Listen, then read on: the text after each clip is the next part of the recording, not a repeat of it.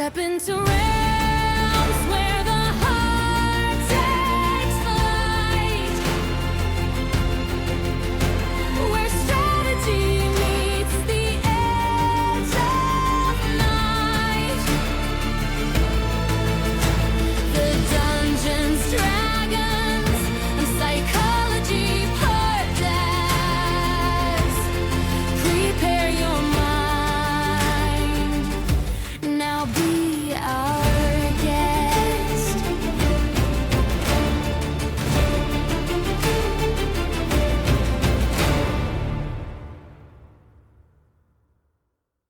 Hello, Cyclothids, and welcome to the Dungeons, Dragons, and Psychology Podcast. I am your host, Robert Walker, and today I'm joined by two of my very best friends, longtime gaming buddies.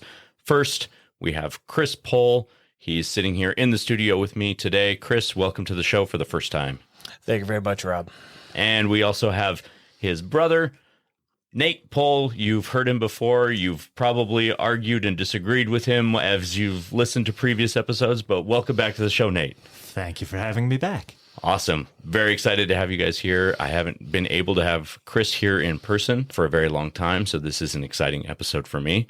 And the three of us have been in a lot of games together with just the three of us, so this is kind of like, it's very nostalgic for me to have the two of them sitting around talking about D&D together, and I think it's going to be a lot of fun. What we're going to be talking about today is bringing your campaigns or your stories to a successful conclusion, having a very good and natural end to a story.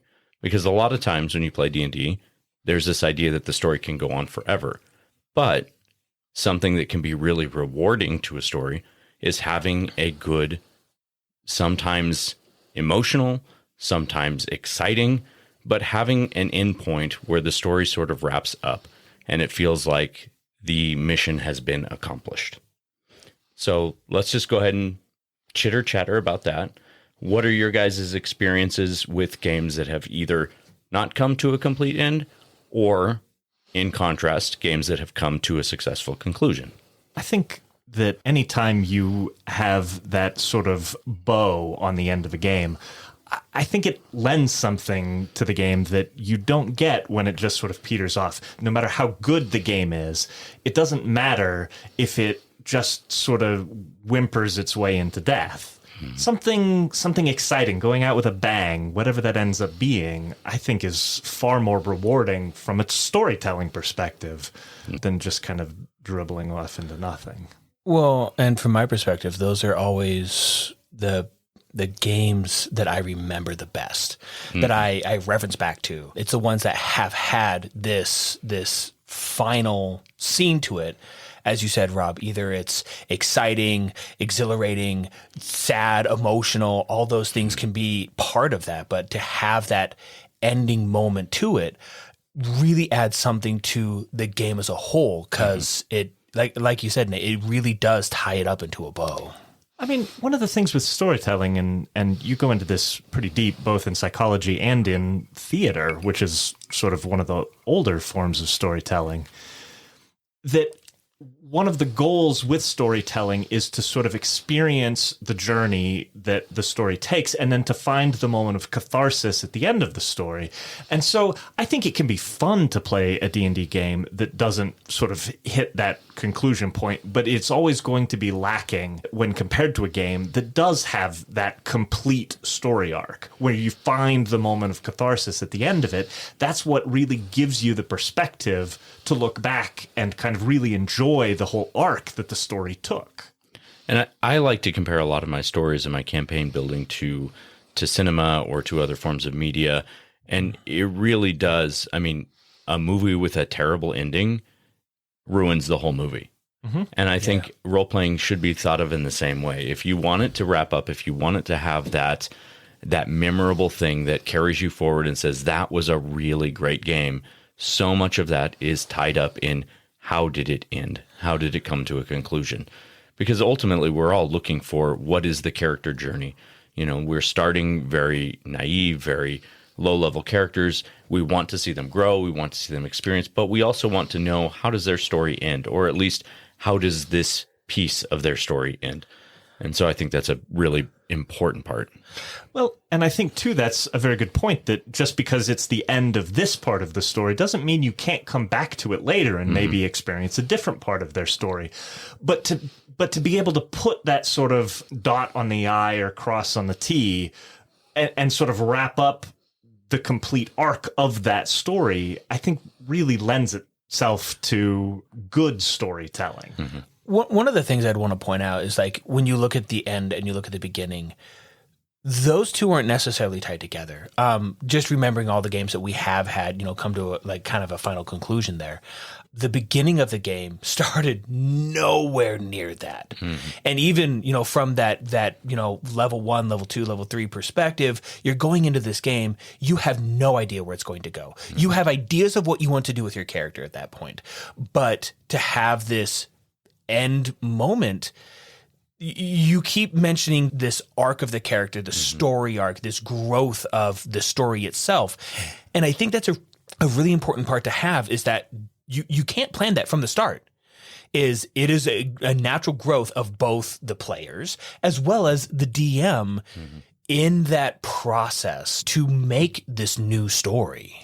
And isn't that the very key to collaborative storytelling, that the DM may have an idea where he wants it to end and maybe has some sort of notion of how you're going to get there, but as soon as you get the players in the room, sometimes that doesn't stick. Like sometimes you go off the rails, and sometimes those can be very fun stories too.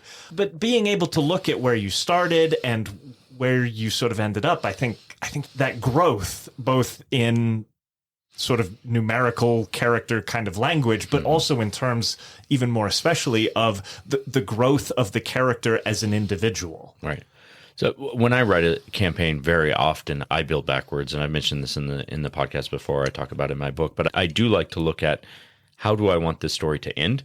If not necessarily the specifics, at least what's the feeling I want the story to end with? One of the games that the three of us played together in was, we call it the elf game, but it was essentially a story of two brothers who were trying to save the elven people. And I knew at the end of that story, I wanted there to be a very big sacrifice that they were going to have to make, be it their life, be it their livelihood, something that they were going to have to give up all that they had earned for themselves for the betterment of their society.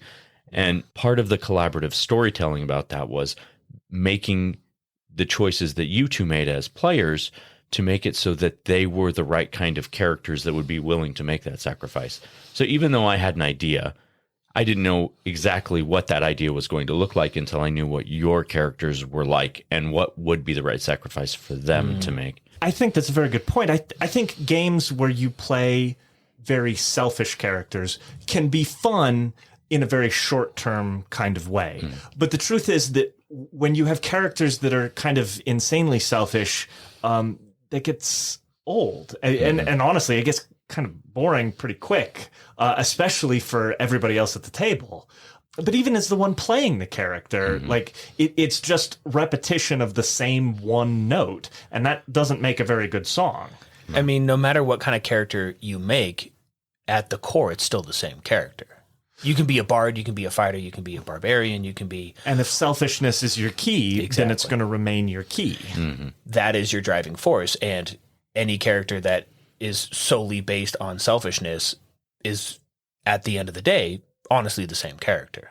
So how important do you guys think the concept of the hero's journey is to the idea of bringing a story to a successful or a satisfactory conclusion? I think it becomes immensely easier when you have characters who are willing to follow that journey, that sort of arc. And I think that really what it boils down to is creating characters who care about something outside of themselves. Because if you have something that you care about as a character that deeply, that you are willing to make deep personal sacrifices for, from a purely mechanical sort of perspective, it gives the DM a way to sort of leverage the players onto a storyline that is going to follow some sort of a cohesive arc. But way more importantly, it gives you as the player something to latch onto as your character, and it gives you a motivating force that's much more than just seeing bigger numbers on a piece of paper. Yeah, I think that's a very good point. So one thing that the two of you have done really well in the games that I've run for you, and there's been a few of them, is whenever we start a game, you sort of go into it with the idea of we're going to start and finish this game, but you also start the game with ties to one another that make the collaborative storytelling process so much easier. And I think getting to that conclusion of the game so much easier because you're always on the same page. You're working towards relatively similar goals, or at least you support each other enough in the goals that you're each trying to accomplish that there's not this running wild and doing your own thing.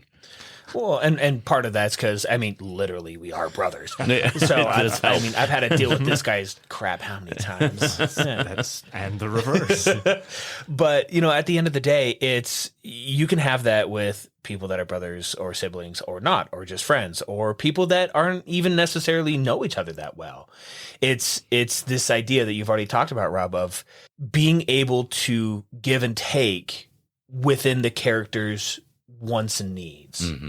And that's where having someone who's willing to do that in a character is critical to being able to get it beyond just a whimper into the night versus having a final conclusion. How many of the best stories in books, in movies, in all sorts of storytelling forms, the best moments are the ones where somebody makes a huge sacrifice. Yep. It's Gandalf holding off the Balrog. Yes. It's Dumbledore sacrificing himself for whatever the hell the artifact was to kill Voldemort. I mean, these are the moments that create great stories because the character is so invested in what they are doing that you, as the audience member, become deeply invested, and their sacrifice moves you. How much more then will it move you as a player to be the one making the sacrifice? I think you said it really well, Nate, one time in a previous podcast. You said sometimes that there are those moments where your character's actions can even surprise you as a player. And those are the kind of moments I think you're talking about, especially is when it comes time for that, you know, do or die moment, to be able to make the choice that is the sacrifice that maybe you weren't ready to make, but you knew it had to be done. And sometimes as the player of the character, maybe you're not ready for the story to be over yet. But when it truly what it comes down to, I think both as this character and in real life, is that it's a question of what are you willing to sacrifice and what is worth your life? Yeah. And I think there are certainly plenty of things out there that I would consider worth my life. Yeah.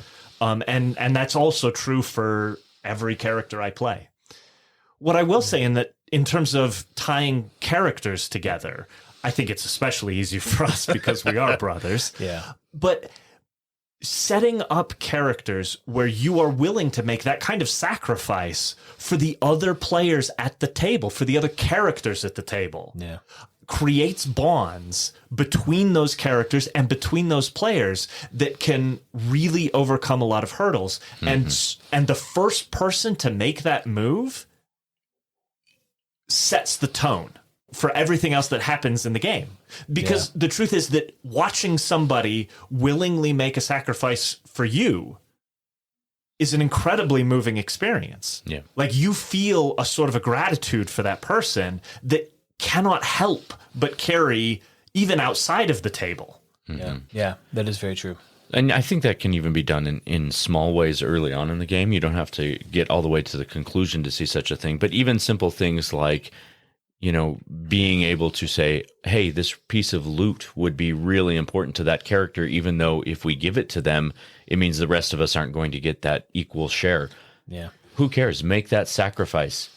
Let the story go on. Let that character have what it is they need to make the party as a whole more successful. Well, and it's that this idea of everyone gets an equal share.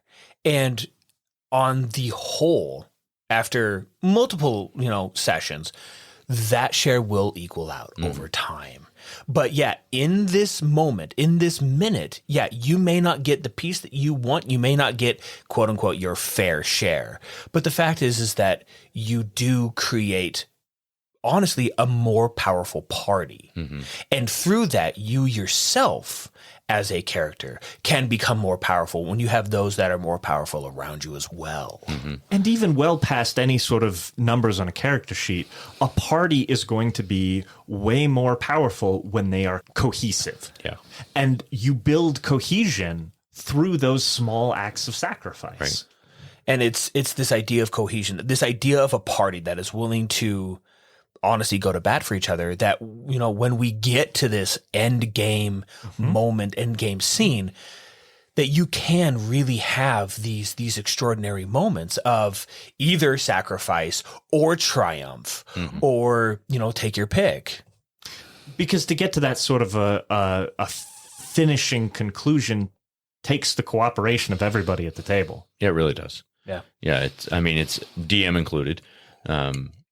Obviously, they might have a story in mind, but the really important thing to remember is it is collaborative storytelling. Their story is never going to be great unless they allow their concept to be altered by the choices of the players at the table. And you're never going to come to a satisfactory conclusion if you don't take into account what the conclusion should look like for the individual players that are playing at your table. Well, and it's this interesting idea that the story is one person's, and it never is. And when you have a selfish player, or honestly a selfish DM, that really speaks in the story itself, because it's stilted, because you don't have this player cohesion, you don't have this story cohesion. You know, I've always kind of viewed the DM as the narrator of the story. Yeah. They do set the world. They do, you know, help with understanding and choices and things like that, and set consequences as well. But the fact is that the world and the party and their movement through the world is a story, and you all really play into that. And when one person or another person doesn't do that, that's when people become disinterested and it just peters out. So I do have to ask you guys, because the three of us in particular, I know we've had enough stories that have come to pretty epic and satisfactory conclusions that this is something that we can look back on and say, like, oh yeah, those are definitely the best games. Can you identify or think of any mistakes that are made along some of the games that have fallen apart that made it so that you couldn't get to that conclusion? Is there anything that really stands out as this is really where things go off the rails and keep that from happening? When you try to prolong a story beyond its end date. And there's been a couple of games that we've tried that. Okay. Time of Trouble's game, we came to a conclusion. You're right. Yeah. And it was a great conclusion. And then we said, well, we want more. Right. Because our characters are powerful. We would love to do more. And we tried, and it just fell flat. That just comes into the idea that sometimes, or most times, the sequel isn't as good as the original. There's a lot of truth to that. What I will say, the Time of Troubles game, I actually think we did come back to it once successfully. Yeah. It's when we tried to dip back into that well the third time that I think that's fair. Yeah. it sort of had lost a little bit of its magic. Yeah. Yeah. The example I was actually thinking of was the sequel that we tried to put together to the Elf game. Yes. With the offspring of those characters, because they died at the end of that game, sort of made that ultimate sacrifice. I think one of the things that we ran into with that sort of sequel game was that remembering those old characters so keenly, I think everybody involved in that came to it with maybe a few too many preconceived notions of what that story was going to be. And when those ideas failed to mesh up, Sure. sort of as well as maybe they could have, I think that's where it kind of lost some of that cohesion. Too many people pulling in too many different directions. So on that note, then, do you think it is probably better, or you're probably more likely to have a successful conclusion to a story if it's a fresh and new story? It's not something that you have any sort of preconceived ideas about? I'm not going to say that one is impossible, because certainly you can come up with fresh ideas and sometimes those don't work either. Yeah. I do think that there is some inherent difficulties to coming back to an already told story and trying to get something new out of it. I think there are some very specific challenges to that, but I also think that maybe experiment with it in your groups. I mean, who knows what you guys will find works best. I think that there are some people who very successfully keep coming back to the same sorts of stories and do manage to sort of prolong that. I just don't know that it has been my experience that is the easiest. Well, and one of the things that we can add on to that is the duration of time between when one story ends and the other begins is, like you were saying, it's so fresh in your minds. Yeah. It's sometimes get a little, little separation there. Yeah, well, waiting a little bit longer maybe before coming back to that might have changed the outcome. True. Or maybe not. I mean, it's hard to predict, but... Well, and that's when you get to these conclusions that they do tie the story up in a bow. And it's sometimes hard to reopen that. Yeah. Sometimes it can't be done. And, maybe sometimes, giving it some time will work. Sometimes it doesn't. Yeah, absolutely. And I don't think there's anything wrong with that because there's plenty more stories to be told. There's plenty more characters to create.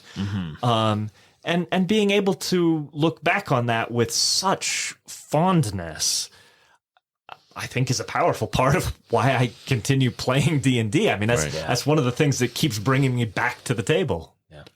Yeah, I'll absolutely agree with that. I think it is, there's just those golden moments that really stand out in your mind as, you can look back at them and say, this is why I play the game. Whether it's a ridiculous NPC that causes the entire party to burst in laughter and then they just have like a whole session of, telling jokes around the table and just laughs with your friends, or it's like a piece like we're talking here of a story that comes to a great conclusion and you feel like I got to live this life and see it through to its conclusion. And now I've got that piece of memory forever implanted of how beautiful it was. So I got a question for both of you. How many stories that haven't concluded, how many games that we've played that haven't concluded do you remember vividly?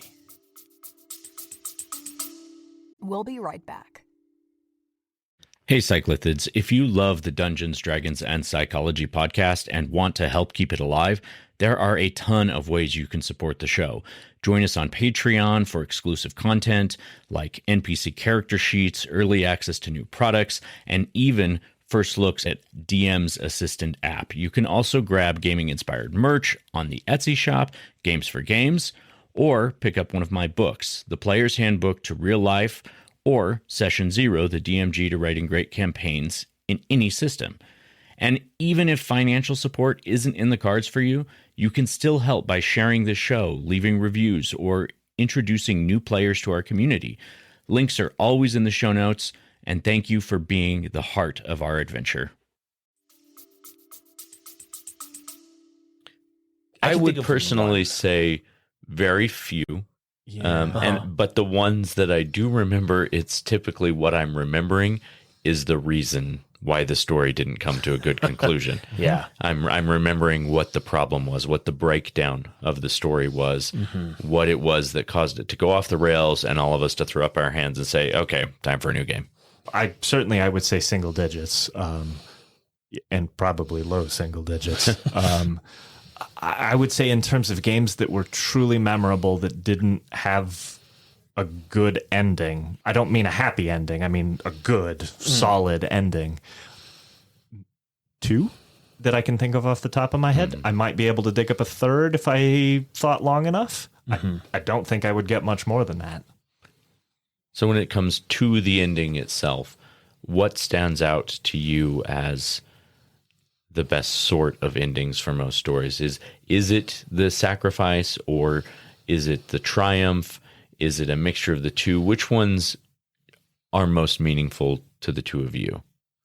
Yeah, I think the most meaningful to me, the ones that are absolutely at the peak of sort of storytelling success for me, are the ones that involve massive heroic sacrifice.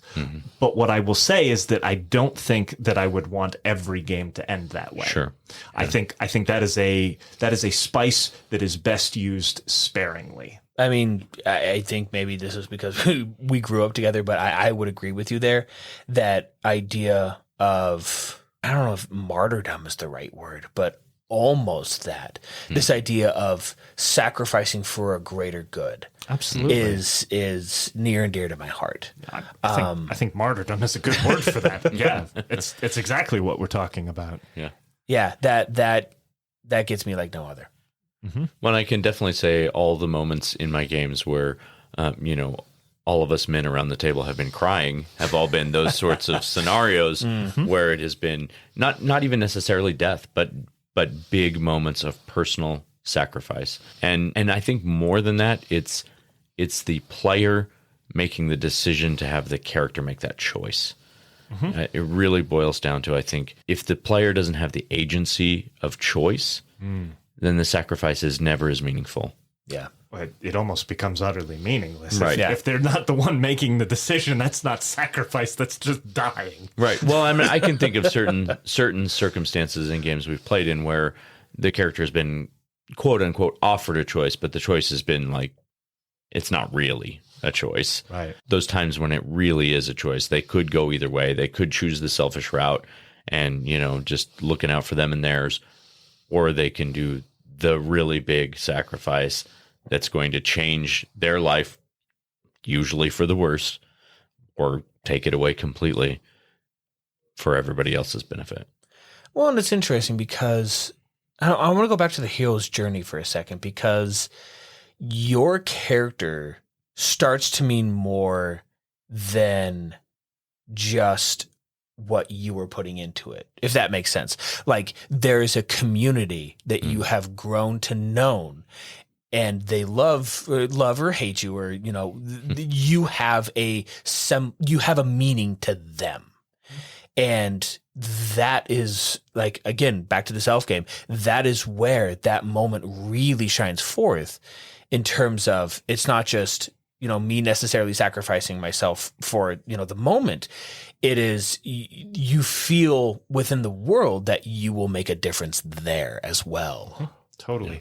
And those bonds that you talk about go well past the other players and extend to all of those characters that are run by the DM. That just because they're not player characters doesn't make those bonds any less strong. Yeah. We keep bringing up the elf game. The whole purpose of the game was the betterment of our entire civilization, basically. We were trying to save them from a catastrophe. And even if we didn't know most of the elves, it was still worth it. Like they were our people and were so deeply held within our hearts. And I say that not even as a character, I'm literally as a player. Yeah.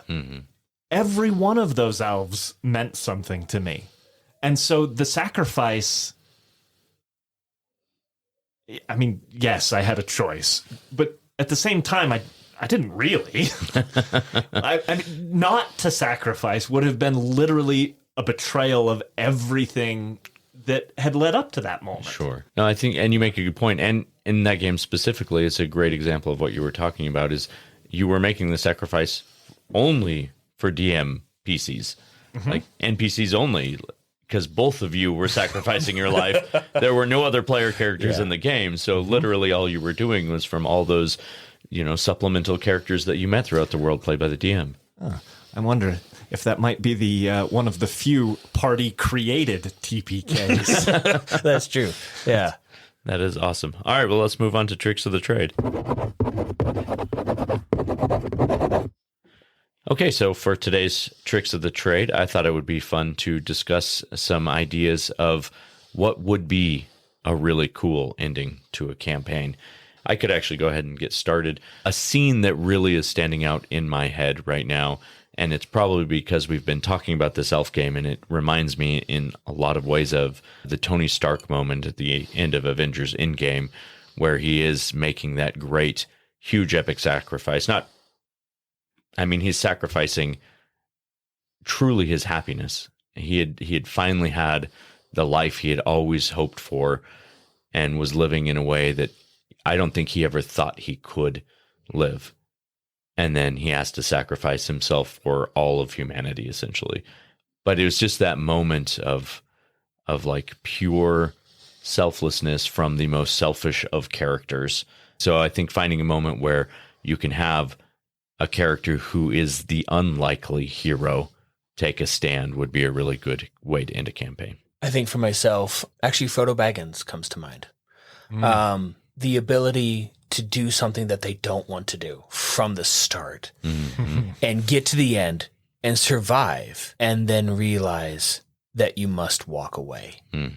That you've done everything that you could have done. You got done what needed to get done. And you have to leave. And you have to walk away from it all. I think there's something very fundamental to the human condition in that story, and it's the concept that you can't go home. When you spend that kind of time away, and especially those sorts of experiences, that kind of pressure, even if home hasn't changed one little bit, you have changed so much that it doesn't fit the way it used to. Right. Yeah. I mean, we all look back with nostalgia about what our lives were when we were children, about how easy things were, how much fun we had, how great things were. But I think a lot of times we would be like Frodo if we were to actually go back to our shires and see our lives. All of our experience and all of the things that we've been through and fought through and dealt with completely change our ability to enjoy that peace and that moment anyways. I think you're very right about that. Ahem, hero's journey. Yeah, exactly. Truly. I feel like I want to go with an ending moment that maybe isn't quite such the heroic sacrifice. I think we've touched on it a lot. I think there's something to be said with ending the game in a place where you have a great deal of success. You have overcome some sort of giant hurdle, and you get just maybe a little bit of an epilogue sort of episode where you get to embrace the character's transformation from heroic struggle to more mundane responsibilities. It's saving the kingdom, drawing the sword from the stone, and now you're settling in to rule the kingdom. And maybe that isn't worthy of a whole lot of role play at the table. Maybe you don't want to chase that too far, but chase it just a little bit so that you get to experience that catharsis of settling into the reward for all of the struggle. I like what you're saying there. It actually reminds me of the Wheel of Time series, where you have this whole long epic of Rand al'Thor finally getting to the end, finally facing off against the Dark One. And then the last chapter is basically, I'm going to go live in peace and smoke my pipe, and I still have all these great powers, but I just want to live a normal life now. I just want to chill. And yeah. Isn't that Elminster too? It really is. In a lot of ways. I mean, they continue to drag him out of retirement for a long time and sort of throw him into the middle of things because it made great books. But in the end, he always came back to his little tower in Shadowdale and sat there smoking his pipe. Like that was sort of his goal in life, was to get back there. And the rest of it was just sort of what had to be done. Awesome. Well, thank you both for joining me today. Cyclithids, if you like this episode, please subscribe to the podcast. Leave me a review on Spotify or Apple Podcasts. And always check out my book. It is Session Zero, the DMG to writing great campaigns in any system. You can find a link to that book in the show notes, and you can also find it on Amazon. And I do want to make an announcement. We're going to continue new episodes through the end of October, and then we're going to break for the season finale at that point. We'll have 2 months off and come back at the beginning of the new year, 2023, with season 2. We're going to be reformatting the show a little bit and making some improvements to our broadcast. So just stay tuned for that and stick with us in the meantime. And until then, we'll see you all next session.